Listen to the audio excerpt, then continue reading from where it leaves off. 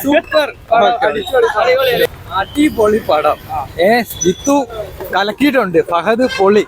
അടിപൊളി പടം. ഒരു വെറൈറ്റി പടം. എന്താ പറയാ, രോമാഞ്ചത്തിന്റെ ഡയറക്ടറാണ് അതിന്റെ.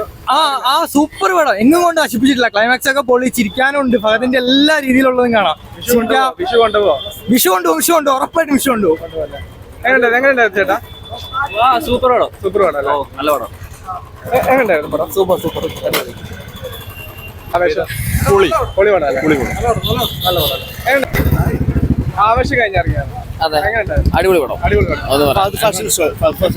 എങ്ങനെയുണ്ടായിരുന്നു?